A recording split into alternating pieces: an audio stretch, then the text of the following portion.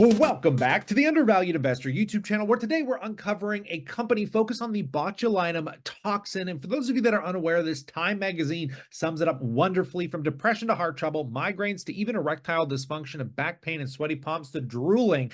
And of course, unbelievably, 793 other problems, how Botox became the drug that's treating everything. I don't think people are aware that the botulinum toxin is basically Botox, and this company is forefronting so many problems that you can treat with this neurotoxin, which is absolutely fascinating. The company's called Aeon Biopharma, which trades on the New York Stock Exchange under AEO.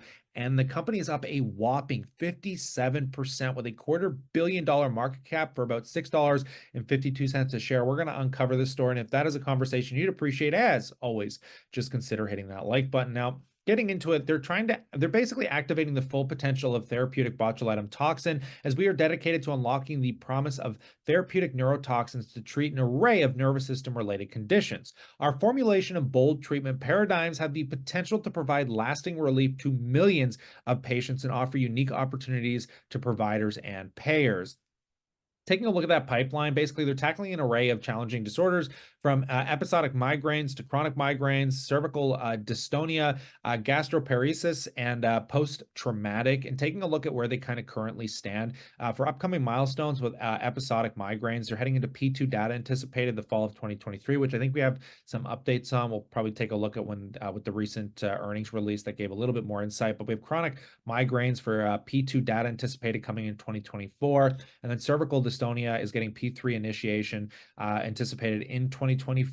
So these are the primary aspects of the pipeline, with gastroparesis coming in at an IND accepted in 2022. And then obviously the post-traumatic stress disorder is a safety assessment that is currently ongoing. But taking a look at just one aspect of this pipeline, which I just find interesting at the scope of how many people have issues that these drugs can treat, just from the episodic kind of the migraine aspect of it, we can see that there's an estimated US 18 plus population, about 260 million, with about 40 million patients, or about 15% estimated migraine and severe HA patients. And you can kind of see the idea of the chronic migraine side and the episodic migraine. I mean, this is affecting tens of millions of people, and it's crazy that this drug has real potentials to help treat them. But there is a lot of other aspects to the potentials of this neurotoxin, and I'm going to leave the link in the description below. You guys should really go check out their investor deck if you want to deep dive a little bit farther into the treatments of these drugs. But what I want to offer you is just the primary highlights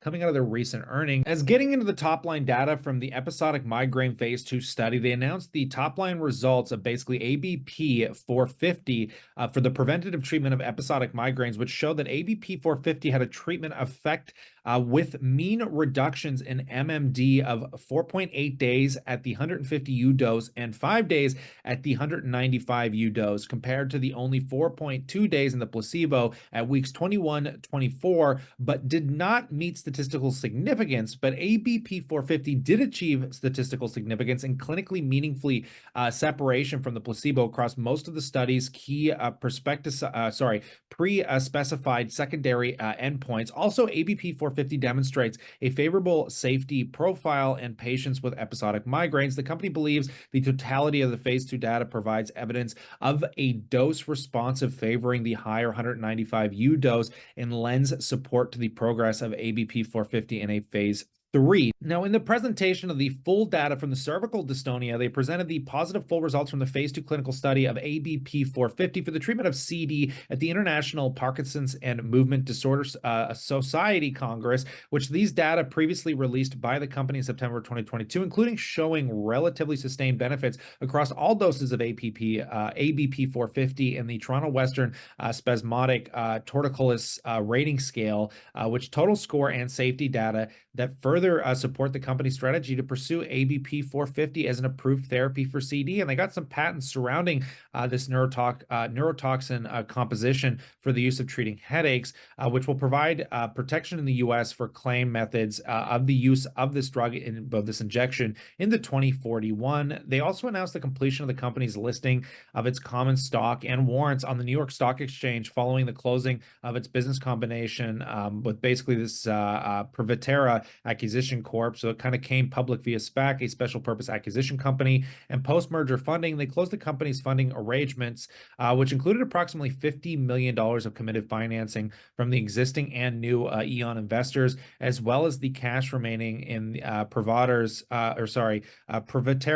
trust account after redemption. Now, the cash and cash equivalent investment, the company reported cash and cash equivalent with the investments of about 16.2 million as of September 30th, 2023. And the company believes its cash and cash equivalents and investments will be sufficient to fund its planned clinical studies, as well as support the corporate operations into mid of 2020, or basically mid-December of 2023. And we've also got some more upcoming milestones. As mentioned, the episodic migraine program next steps is the company plans to request an end of its phase 2 meeting with the U.S. Drug and Food Administration to discuss the protocol and study design for phase 3, and the meeting is expected to take place in the first half of 2024. The company is evaluating multiple parameters basically for the phase 3 trial that are expected to increase the statistical power and reduce the observed higher placebo response reported in the phase 2 study. And coming into the ongoing chronic migraine for phase 2 study, on the track to complete enrollment in the ongoing phase 2 study of ABP 450 as a preventative treatment for chronic migraine